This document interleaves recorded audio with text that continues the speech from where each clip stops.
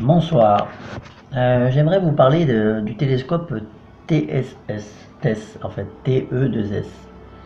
En fait, c'est un télescope révolutionnaire qui sera en service à partir de juin 2018.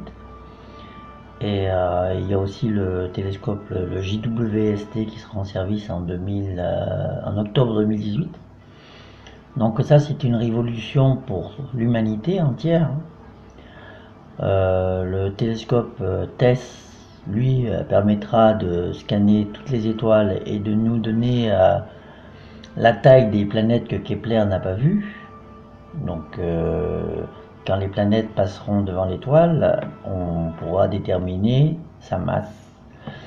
Et sachant que Kepler était capable de voir que des grosses planètes, on sait que TESS, lui, il pourra voir les petites planètes comme la Terre, donc des planètes telluriques.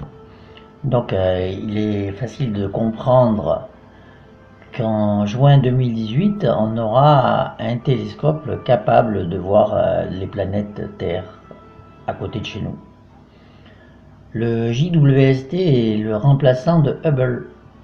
En fait, il va scanner, il va faire un zoom sur les planètes qui ont une atmosphère.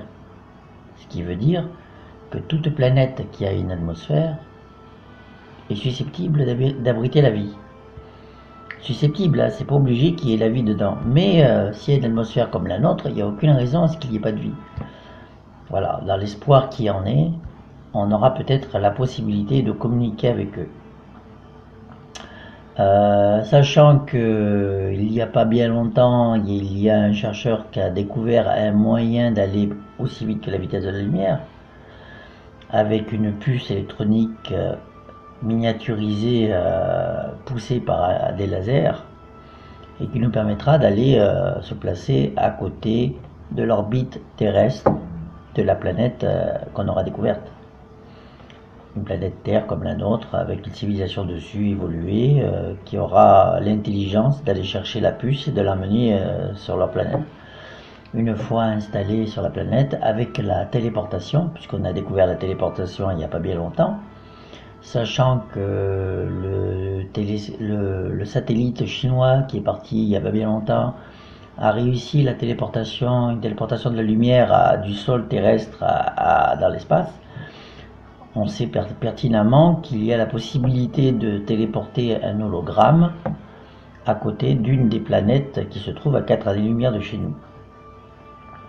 Donc à 4 années-lumière, rien ne nous empêche de pouvoir téléporter notre effigie humaine, la représentation humaine, avec un hologramme, et de pouvoir avoir une discussion avec ces éventuels extraterrestres qui se trouveraient sur cette planète.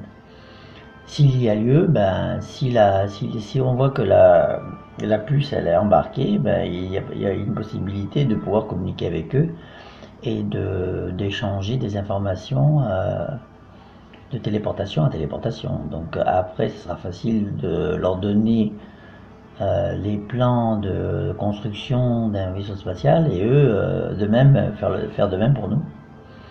Donc avant d'envoyer une machine à téléporter à cette distance-là, parce qu'il faudra quand même 20 ans à cette puce pour aller là-bas, il faudrait penser à leur donner un schéma, leur donner la possibilité.